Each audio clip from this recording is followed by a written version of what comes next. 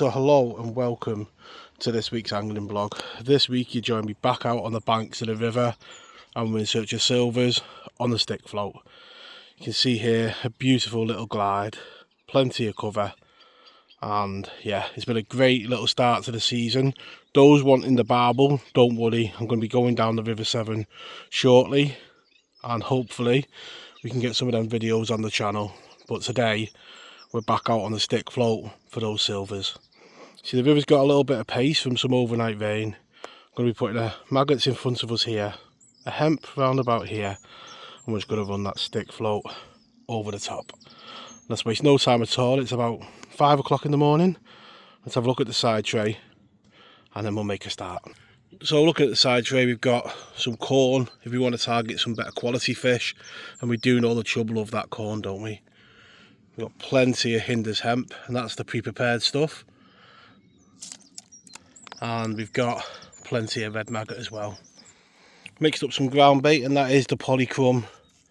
And I've put a little bit of the expander in there as well. Made like a little bit of a bread mash, and I've loaded that with corn as well. So when we put that in the swim, we know it's going straight to the bottom.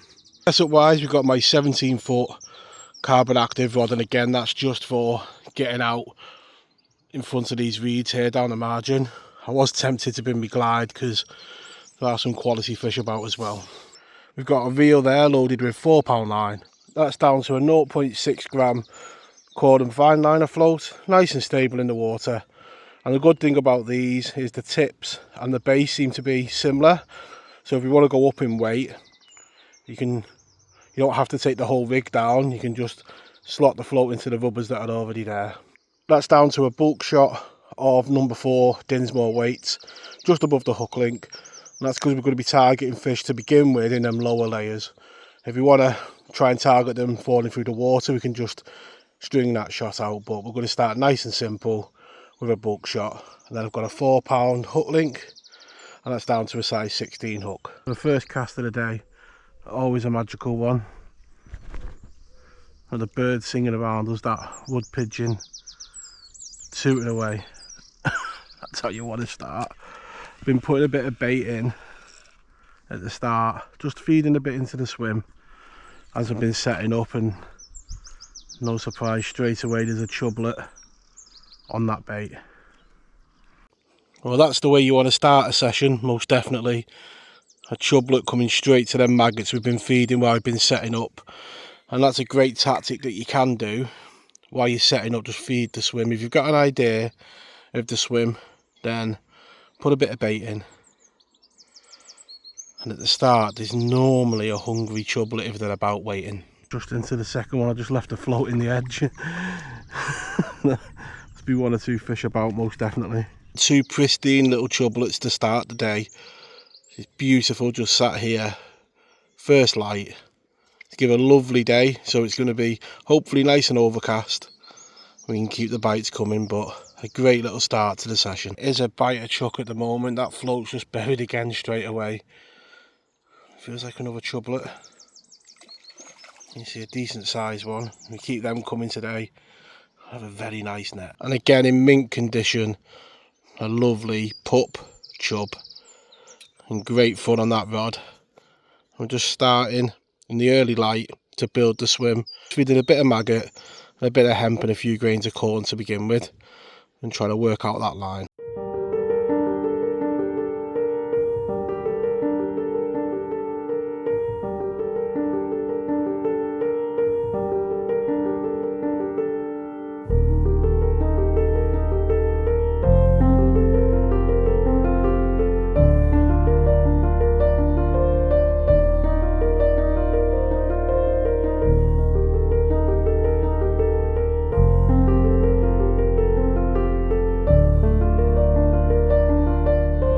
So as you can see there, we're getting plenty of bites to start off with, and a great start to the session. For those new to stick float fishing, small rivers like this are an excellent place to start. On the mighty River Ribble later in the year, I'll talk about columns of bait, and that's exactly what we're trying to do here. We're putting the maggots here, a hemp here, and we're going over that line. We're being nice and positive with the bait. By being accurate with the feeding, we're making that column of bait down the middle of the river and drawing fish from both sides. And yeah, a lovely start to the session. We're going straight in, and there hasn't been a run so far where we've not had a bite, which is great to see. Another one of those pup chub coming to the net. So the night before the session I do get really excited, and I'm always thinking about the next day, and this is exactly how I wanted it to start. Plenty of these chub, and we just got to hope that mum and dad are about. There's got to be a few of them about. There's plenty of these chublets about, and at the moment it is just silly fishing with these chublets. They're right on these maggots, and here's a bite of chuck, and you have to make the most of it while they're coming, because we know it can go quiet at times. But yeah, great fishing. Plenty of bites, and just coming on that line down the middle of the river in that column of bait. Just hooked into another slightly better fish. It's just come a little bit further down the swim. You see there the oily boils of a fish topping early in the morning. It's definitely a chub, because they all go for this weed down the margin. That's a lovely chub that. I think we'll have to use a net for him. I don't think my 17-foot rod will lift him. And there was a comment on a recent blog saying about it doesn't matter about the size of fish, it's about the enjoyment, and that's most definitely the case in my fishing. There's waters where there's 30 and 40 pound carp on the waters that I fish, but there's no place I'd rather be than on the river fishing for chub. So it has gone a bit quiet for the last probably 10-15 minutes. Hopefully that's because some better fish have moved in. I've just turned round and it's absolutely alive behind me with slugs. I don't think I've ever seen so many slugs in my life. 1, 2, 3, 4, 5, 6, 7, 8. There's absolutely loads of them. And then you've got mama slug. Look at the size of that. I guess if we get stuck we'll put one on for bait, but who's used one of them for chub in the past and had any success? So for the last hour the swim's been completely dead. You wouldn't recognise the swim we started in, and I was going down thinking maybe there's a better fish about, you know, a nice chub or a bream, and then the float buried and they've struck, and halfway in a little chublet has been absolutely nailed by a pike, which kind of explains everything. So yeah, very difficult to contend with a pike in your swim when the river's this narrow. You haven't really got many places to go.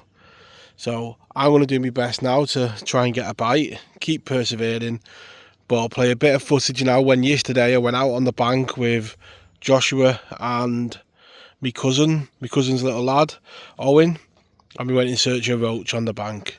So I'll play a bit of footage of that now.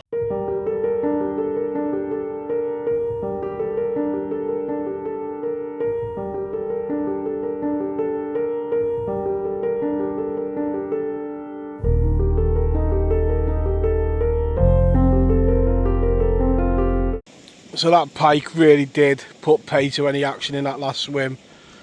So loaded the car back up, had a bit of a move, and we're going to spend the last 2 hours of the session just in this swim.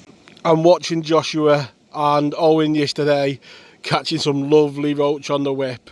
I'm dying to get back on that reservoir, and we'll have to go back shortly, but lovely to get them on the river as well. Nowhere near the quality they had yesterday.